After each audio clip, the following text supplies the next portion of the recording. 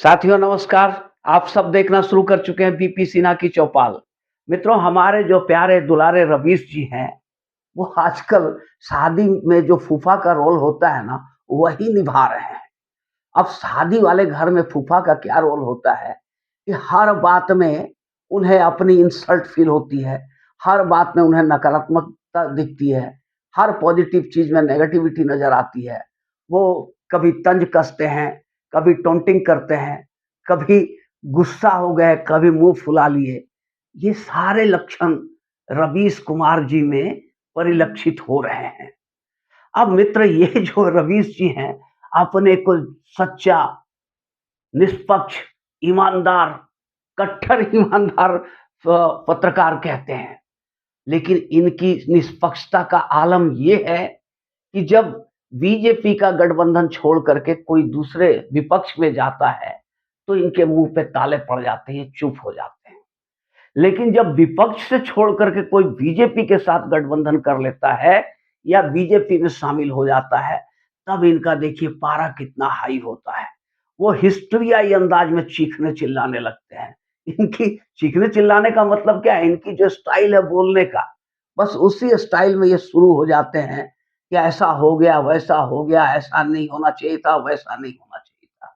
लेकिन मित्रों, जब बीजेपी से कोई छोड़कर जाता है कहीं, तो ये सर आँखों पे बिठा लेते हैं, फिर इनके ज़ुबान से कुछ नहीं निकलता है। अभी हाल की घटनाक्रम आप देखो, नीतीश कुमार जी जब एनडीए को छोड़ करके मोदी के साथ मिलकर के चुनाव लड़े थे ना, मोदी के चेहरे पर चुनाव लड़े थे नीतीश जी, और बिहार में सरकार बनाई थी, भाजपा और जेडीयू गठबंधन की सरकार बनी थी। लेकिन जब नीतीश जी उसको तोड़ करके बीजेपी को धोखा दे करके, जनता के मैंडेट के साथ धोखा करके प्रधानमंत्री का सपना संजोए हुए जब वो बीजेपी को छोड़कर आरजेडी में चले गए, तो रवीश कुमार के मुंह से एक शब्द नहीं निकला, अरे रे रे, ये तो बहुत अनैतिक कर दिया नीतीश कुमार जी ने, ये बिल्कुल अनैतिक है। भाजपा के साथ मिलकर चुनाव लड़े थे, मोदी जी के चेहरे पर चुनाव जीत कर आए हैं, और ये इन्होंने गद्दारी कर दिया। ऐसा कुछ नहीं कहा रवीश कुमार जी ने, बिल्कुल शांत, ये बगुला भगत है, बिल्कुल शांत रहे, कुछ नहीं बोलना है, कुछ नहीं कहना है। लेकिन जैसे ही नीतीश जी आरजेडी को छोड़ करके, इंडिया गठबंधन को छोड़ करके बीजेपी के एनडीए गठबंधन में शामिल हो गए, फिर रवीश कुमार जी का विधवा विलाप आप जग जाहिर है। देखो, ये लालच में चले गए हैं, डरा करके बीजेपी इन्हें शामिल कर लिया, धमका कर शामिल कर रहा है लोगों को। बीजेपी डरा रही है, धमका रही है, सीबीआई, ईडी को हथियार बना ली है। ऐसा इनका विधवा विलाप चालू हो गया। ये बहुत गलत काम किया नीतीश जी ने।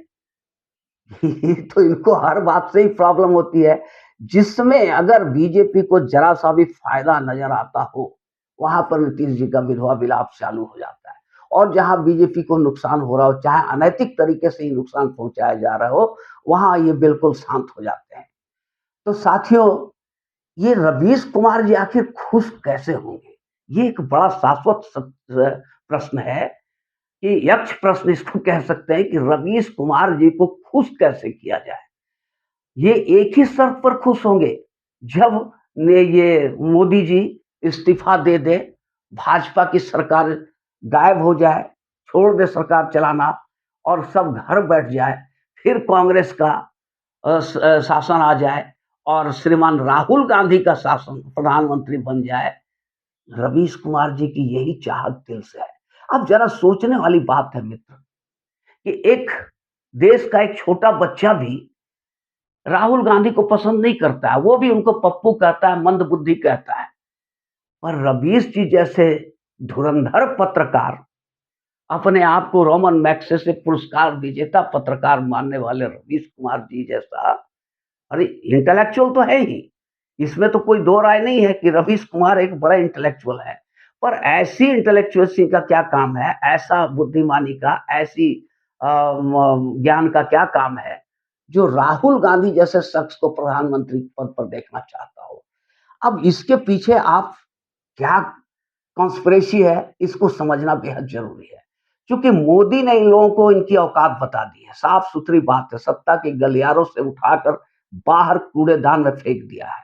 उन्हें कोई परवाह नहीं मोदी को कि ये क्या विधवा विलाप करते हैं, क्या रोते हैं, क्या गाते हैं, इससे उन्हें कोई मतलब नहीं है।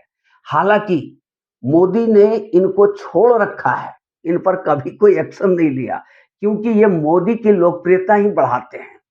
मोदी पर जो एक आरोप लगता है तानाशाह का, कि मोदी एक तानाशाह हैं, आवाज़ बंद कर दिए हैं, पत्रकारों का कलम पर चोट कर दिए हैं, पत्रकारों की ज़ुबान बंद कर दिए हैं। ये सब जो प्रोपेगेंडा चलता है, ये सारे प्रोपेगेंडा को सिर्फ़ एक रवीश कुमार ध्वस्त कर देते हैं, कि सुबह उठते के साथ इनकी गालियाँ शुरू हो जाती है मोदी और बीजेपी के तरफ। इनके बंदूक जो है, बंदूक का मुँह, तोप का मुँह घूम जाता है। सुबह उठते के साथ बीजेपी और मोदी की तरफ घूम जाता है और फिर सारा दिन ये यही करते रहते हैं। बावजूद इसको मोदी जी इनको पकड़ नहीं रहे हैं, अरेस्ट नहीं कर रहे हैं, कुछ इन पर कानूनी कार्रवाई, लीगल एक्शन नहीं हो रहा है। इसका मतलब क्या है? मोदी जी भी जानते हैं कि कुछ कर तो सकते नहीं हैं और इनकी बातों की कोई अहमियत ही नहीं है। इनकी बातों की अहमियत एक विशेष समुदाय तक ही सीमित है। जो इनका जो व्यूअर है, जो दर्शक है, वो सिर्फ़ एक विशेष समुदाय के ही लोग हैं और उस विशेष समुदाय के लोग मोदी को कभी वोट देते नहीं हैं। तो मोदी को कोई फ़र्क नहीं पड़ता है कि रवीश कुमार क्या बोल रहे हैं, क्या विधवा विलाप कर रहे हैं, इससे कोई मतलब नहीं है। अब नया इनका विधवा विलाप चालू हुआ है, भारत रत्न जो दिया गया मोदी जी के द्वारा, अब चौधरी चरण सिंह को क्यों दे दिया गया? नरसिम्हा राव को क्यों दे दिया गया? भूंजा के जैसा बाँट दिए भारत रत्न। अरे भैया, ये इनका कहना है कि 400 पार जो लक्ष्य रखा है मोदी जी ने, बीजेपी ने इस 2024 के इलेक्शन में, बस उसी के लिए ये भारत रत्न का लॉलीपॉप बाँटते चल रहे हैं। सबको लॉलीपॉप थमा दिए हैं, भारत रत्न। ये नहीं देख रहे हैं कि चौधरी चरण सिंह क्या हस्ती थे, पीवी नरसिम्हा राव क्या थे, देश के लिए इन लोगों ने क्या किया, ये इससे इनको कोई मतलब नहीं है। क्योंकि भाजपा ने भारत रत्न दिया है, इसलिए इनको बहुत तकलीफ है कि अब देश का जनमानस भाजपा को वाहवाही करेगा, भाजपा को वोट करेगा। राम मंदिर से भी इसीलिए इनको तकलीफ थी कि भाजपा का ग्राफ ऊपर उठ गया। तो इनको सारा जो कष्ट और तकलीफ है, वो सिर्फ इसलिए है कि भाजपा और मोदी शासन और सत्ता से हट जाए।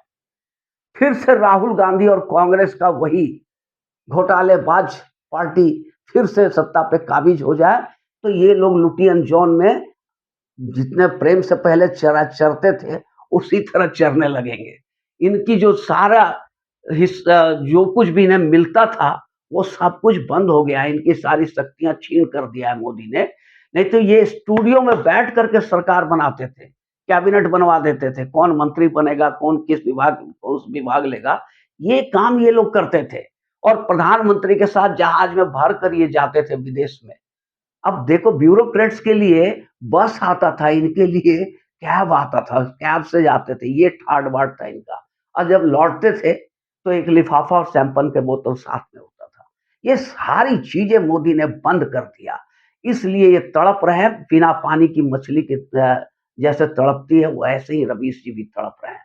पर ये तड़पना, अब इनकी तड़प कम होने वाली नहीं है, ये दिनों-दिन बढ़ती जाएगी रवीश जी। या तो अपने आप को चेंज कर लीजिए या यूं ही तड़पते रहिए। मित्रों, अगर ये वीडियो आप लोग को अच्छी लगी हो तो एक लाइक और चैनल को सब्सक्राइब जरूर कर दें। धन्यवाद।